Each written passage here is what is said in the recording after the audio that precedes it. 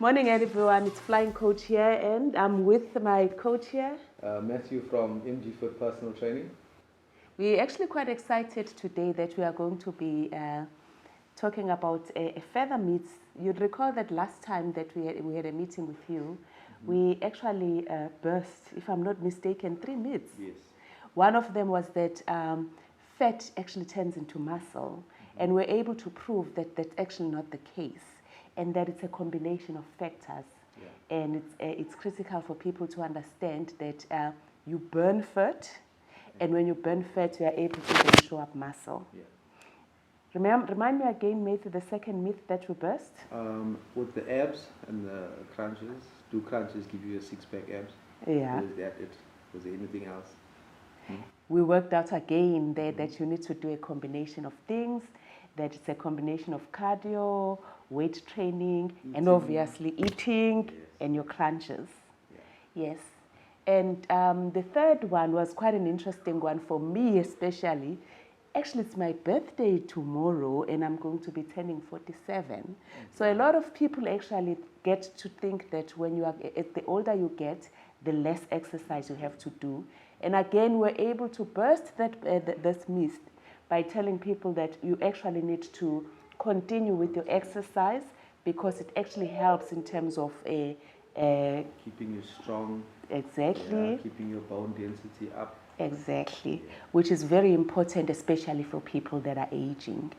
So today we are going to be bursting interesting myths. Another three, hey? And I'm hoping that you're going to find this one quite exciting as well. So Mathew, let's start with the first one. I'm female, and when I came to you, I said to you, Mathew, I do not want to bulk up. All I want to do is I want to tone, and I want my muscle to actually be defined. Yeah. But I remember very well, Mathew, that one thing that I was very, very concerned about was when you started bringing heavy weights. Yes. And I remember telling you that I do not want to bulk up, and I had that belief that heavy weights, the heavier the weights, the more they bulk you up as a female. Now let's talk about that one. Is that true? Do heavy weights really bulk you up? For men, yes. For ladies, not so much. Okay, run that by me. Is that why is that the case? Well, hormones play a Yes. big part. So with men, there's a hormone called testosterone. Testosterone is one of the big factors in actually building muscle in men and making them look bulky when they pick up the heavy weights. Women have a lot less testosterone in their body and more estrogen. So that plays a big part in you guys actually building big, bulky muscles when you lift heavy weights. So it's not to say women can't build muscle. You can, but you're not going to get to a level of a big, bulky man just by lifting weights. It's very difficult. You've got to train extremely hard, follow an extreme diet, and also use other aids to help you to build that big, bulky muscle that men do. So, no, you won't get big and bulky. Wow, okay. So you won't get big and bulky. So what would you recommend women do if they want to just have a little bit of muscle? Yeah, so it's not to say that you guys shouldn't do weights. You should still do a lot of weight training. I think the last time we spoke and we said you still need to do weight training, you need to do cardiovascular exercise, you need to do flexibility exercises, you know. But specifically with the weight training, with regards to the myth, for you guys it's very important because you are more prone to osteoporosis at an older age. What is that? It's a degenerative bone disease. So your bones get weaker and weaker and weaker. So you recommend that we lift weights to actually strengthen our bone mass? Yes. Okay. So that's a big one with ladies when you get older. Make sure you're lifting those heavy weights, activating those muscles, keeping them strong. The stronger your muscles are, the stronger your bones will be. Wow. So that's an important one. That's an important one. So there you go, ladies. We've just gotten the first myth burst. Heavy weights are never going to bulk you up as much as men. No. And Mathew has explained to us that it's because of the hormones. Men have more testosterone, and therefore, as a result of that, they tend to bulk up more and a lot easier than females would. So he's recommending that we actually do lift weights because they are very good for your bone density. And as you get older, you actually need to be lifting a lot more because that will help in terms of strengthening your bones. Yeah. So, wow, that's been quite an interesting one, Mathew. Yeah. Thank you very much. Also, the lean muscle you build, the more muscular, not muscular, but the more muscle mass you have, the less body fat you have, the more calories you burn. That's always what you want. You want a higher muscle mass and a lower body fat. Yeah. So at rest in your body, still burning calories, like that. So that's also another benefit of weight training, why ladies should do it. So the more calories you want to burn, the more weights you need to lift. So there you go, ladies. If you want to look like the Beyoncés of this world, your J-Los, you actually need to be lifting a lot more weight because the more weight you lift, the more calories you burn. Actually, you said something quite interesting one day. You said when you lift weights, you actually end up burning calories the whole day. Yeah, a lot longer after. A lot longer. Yeah. Than the cardiovascular exercise. Yeah, because you're using your muscles, you're breaking them down in a way. And then your body has to use the calories to recover them, and that doesn't take an hour after you train. It's over a long period of time. So that's also why weight training is so effective. Whew. I'm convinced now, and I can see that this one is a fan of weight training because he kills me outside. So there you go, ladies. What we are encouraging here is that you need to actually be lifting those weights if you want that J-Lo shape, because it's actually going to help you burn a lot more calories longer. Yeah. Yay! So there we go. We have our first myth. Number one. Actually, the more weight you lift, the more you burn. You're not going to bulk up, so don't worry, ladies. It's gonna shape you, it's gonna make you lean, and it's gonna give you that summer body all of us have always wanted. The curves. The curves in the right places. Thank you, Mathew. Okay, so Mathew, you've worked so hard now with that weight training and a combination of factors, and suddenly you're now lean. Yeah. A lot of us, and I say a lot of us, make a mistake to think that when you've trained, you can eat whatever you want. Even that McDonald's that you've been craving, because the assumption we make is that the more you train, the less likely the food is going to have an effect on your body. Let's talk about that. What have you seen, Zuli, in the training? And now, do you really want to go there? Do you want to talk about it? There are these chips. I always talk to people about them. Never make a mistake of buying those cheese curls. And I made a mistake of thinking that the more I train, the more cheese curls I have, until I discovered that I was negating everything that I was doing. So let's talk about that, Mathew. Let's talk about it. Yeah, I remember you said food is fuel, eh? Yes, exactly. It is fuel. So if you're gonna eat that way, you're gonna train in a certain way. Okay. So you need good foods to help fuel your workouts.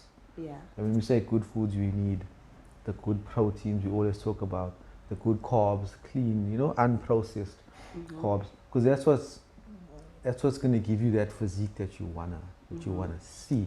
If you eat a certain way, you're gonna look a certain way. Yeah. So it doesn't mean because you train and you burn 400 calories now you can go and eat 500 calories worth of Woolies cakes. Oh gosh, and those cakes. Because it's not going to give you the results, and it's also high in sugar and all that stuff. So yeah, it's not going to lean you up, like we said with the weight training. You're not going to see those good results you want to see. So no, you can't, because you're training. Eat whatever you want to eat. So what would you recommend people eat? Let's just run through it. So I think in the last one we mentioned, we touched on it, eh? Yeah. So yeah, like the balanced proteins, Uh-huh. your chickens, you know, fish, nice clean proteins, carbohydrates. Again, not your processed and your white carbohydrates. Try to keep them brown. So your whole wheat stuff, carbs, potatoes. If you're doing bread, whole wheat, rye bread, you know, stuff like that. And then obviously your fats. Good fats are very, very important. So your fish oils, fish will have a lot of that good fat. Cook with coconut oil, you know, avocado with a meal. Those are all your good fats. Nuts. So those are very important. So if you keep in that range of your balanced protein, carbs, and your fats, those are your good fuels. So those are going to fuel your workouts. You're going to feel good when you're training.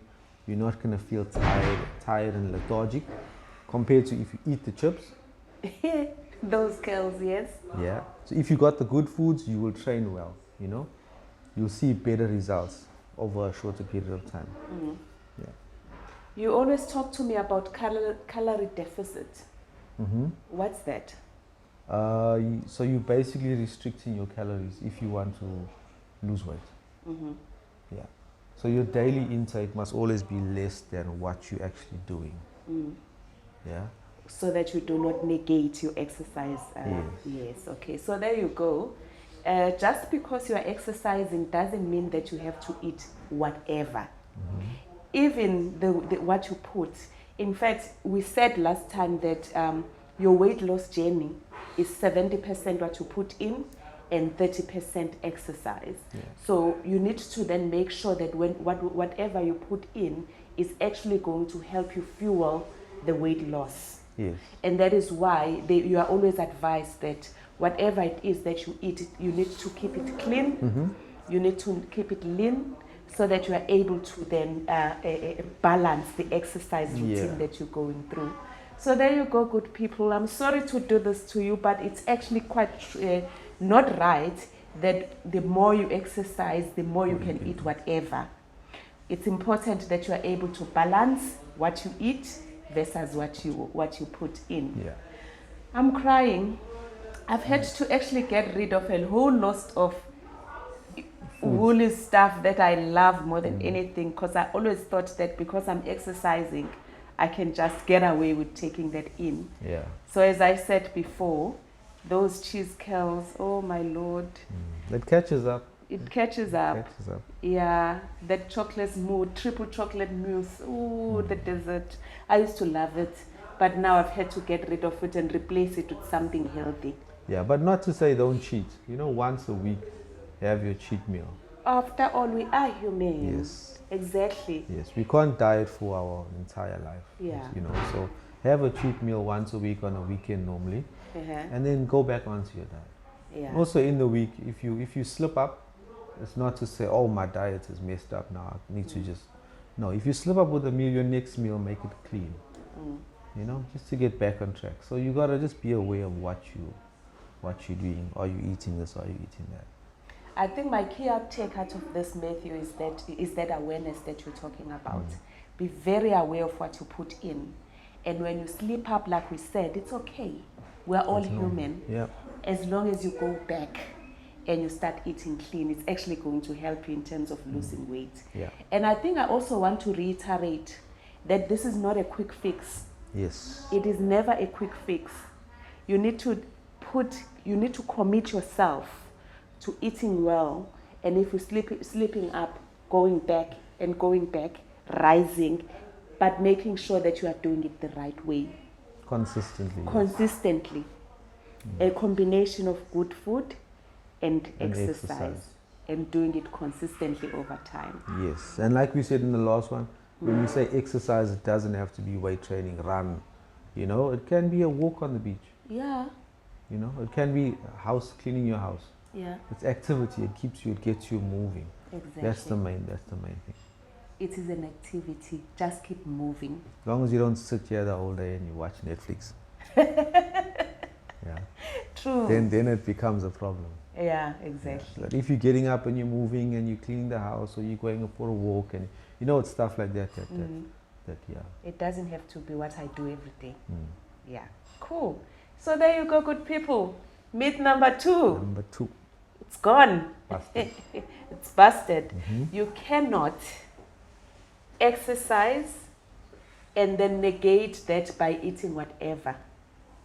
It's a combination, and you need to balance. Yeah. Exercise and eat well. And if you eat well, it's actually a fuel for you to lose more weight. Mm-hmm. Thank you very much, Matthew. I'm finding this quite exciting. Yep. The last myth. What was the last one? I'll remind you. Mm-hmm. A lot of people get discouraged, good people, and we tend to use the scale as a judge or to gauge our weight loss journey. Mm-hmm. And I have learned this the hard way, because every single time I used to go and weigh myself, and I would wonder why the scale is not going down. But yet when I'm wearing my clothes, the clothes that no longer used to fit are suddenly fitting, but the scale is not saying the same thing. Now let's run through that. What does that mean? Should we actually be using the scale to gauge our weight loss journey? Why not? It's accurate.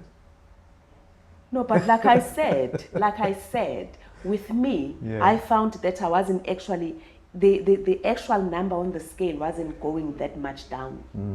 But what I was finding, though, is that my clothes were getting looser and looser and looser. So I actually got very frustrated. And at some stage, I still remember thinking, why do I even bother? If it's not showing on scale, it's not working. Yeah. So what's going on? Does scale really show us that we are losing weight? Yes and no. Okay, let's run by that. Yeah, so the scale shows you everything, like overall, if you ate, how much water you drank, all your meals and stuff like that. But, excuse me, it's not going to show you the changes of body composition within your body in terms of the difference between the muscle mass and the body fat, which is the most important thing. So the scale is not going to say, okay, you actually gained this much muscle and you lost this much fat. It's just going to give you the number. Okay. Yeah. So a lot of the time when people start exercising, they start using their muscles, and that activates your muscles and builds your muscles up. So they'll gain a little bit of lean muscle, but at the same time they'll lose a little bit of body fat. So if you check on the scale, it's going to say it's the same thing. Yeah. So that's why the number's not changing. It's because you're losing the body fat, yes, but you're gaining a little bit of muscle. And now you mustn't forget, because muscle is denser than fat. So it's heavier. Yeah, and it's a bit less in appearance. So the body fat you lose will be a kg, will be this much maybe. You put on a kg of muscle mass, which will be this much. So your body in a whole is getting smaller because you lost this much body fat, but you gained this much muscle. But on the scale, it doesn't show you that difference. Yeah. So the scale will always say the same number if you're gaining muscle and you're losing body fat. But if we do circumference, which we measure with a tape, that's where you'll see your difference. So what would you recommend people do for them to actually see what's happening with their body? Yeah, so I normally tell them stop using the scale. Maybe initially start using the scale just to see the numbers dropping. It also motivates you a little bit if you have a lot of weight to lose. But I normally use measurements, so I use the birth measurements. Like you do, frustrating me on a Friday. Yeah, and then you can do body fat calipers to check your body fat, if it's reducing in specific sites, areas on your body. And then also a big one and the easier one is just your clothes, like you said. Your clothes show you that your clothes show you, yeah. Because your 32 pants is a 32, you know, Yeah. and you wear it going to work every week or so on. And so you're going to see if there's any changes. The same like with your tops. You know, you're going to notice it gets loose around here, it's getting loose around here, what's going on? But the scale is still why. So that's why. So there you go, good people. We are not saying there's anything wrong with the scale. I think I need to just confirm that. All we are saying is that the scale doesn't really tell you what's really going on with your body. Yes, so you might actually be gaining more muscle and losing fat, but when you weigh, it doesn't tell you, because all the scale does is it shows you the number, like Mathew said. Yeah, so it's very important that you complement your scale with every other thing that will help you understand what's happening with your size. As Mathew said, the measurements, and we do those measurements every once a week, every Friday, where you'd look at your circumference around your arms, around your hips, around your waist, and that tells you how much weight you are losing in terms of centimeters, because those centimeters actually never lie. And you also you use the fat calipers that actually help you measure the fat content on you, that you have, your body fat, and it actually shows you whether it's going up or going down. And then your clothes never lie, because ladies, there are no gremlins in the wardrobe, by the way, that shrink your clothes. It's you going bigger. So when your clothes start getting looser, it's actually telling you that you are losing a lot more weight. So the scale on its own can frustrate you if you don't understand what it means. And that is why we always say, and Mathew has always encouraged me to actually not even look at the scale, because it actually might tell me otherwise when a lot of good is happening around me. Wow. Yes. It's been quite an interesting one. So, and I really must say that I've learned a lot again today from you, Mathew, in terms of all those things. So there you go, ladies and gentlemen. There are 3 that we've spoken about today. Let's recap. The first one, Mathew. If women lift weights, will they get as bulky as men? And we have realized that it's a combination of a lot of things.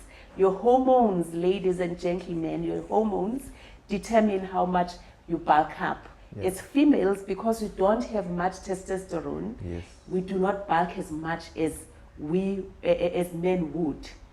And in fact, it's encouraged that we lift weights because they help in terms of our bone density. The older we get, the more weak our bones are. So when you lift weight, you are actually helping with your bone to keep them stronger. Yeah. So the first one, ladies, lift those weights. You're not going to bulk up. You're going to get lean and strong. You're going to get lean and strong. Yes. Second one, Mathew, just because you are exercising doesn't mean you go and eat at McDonald's. Why? Because we had said your weight loss journey is 70% what you put in. The cleaner it is, the better for you, because it fuels you. Yes. So, just because you've been exercising doesn't mean that you have to eat anything. Continue with that journey of making sure that you're putting in what's clean, so that you get better results, quicker results and quicker results. And it's a commitment, a long-term commitment. It's not a quick fix. Yeah, commit to the lifestyle change. Commit to the lifestyle change. Last one, Mathew. Number 3. Number 3. What was it? Yeah, tell me. I've forgot it already.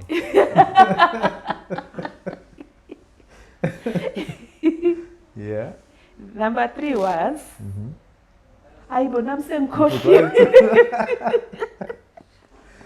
What was number 3? Tell us. The scale and the body fat. The scale. Yeah. A lot of people actually make a mistake of thinking the scale is actually the best measurement of your body, or of your body loss. And we've established that actually it's a combination of factors. The scale, all it does is it tells you the number, and it doesn't tell you the combination of things that are happening within you. Yeah. When you lose weight, you gain more muscle and fat, and you reduce fat. Yeah. But then your scale is never going to tell you that. So we have said it's important that people measure using centimeters, and your clothes are never going to lie. Yeah, so those body assessments that we do are very important. They are very, very important. Yeah. Don't rely only on the scale. Yeah. So thank you very much, Mathew. I've really enjoyed this talk, and I hope all of you enjoyed it, and that you've learned a lot from it, just as much as I learned from what Mathew was saying. So this is Flying Coach here, checking out and tuning out and saying, have a lovely week. Thank you very much, and take care. Take care.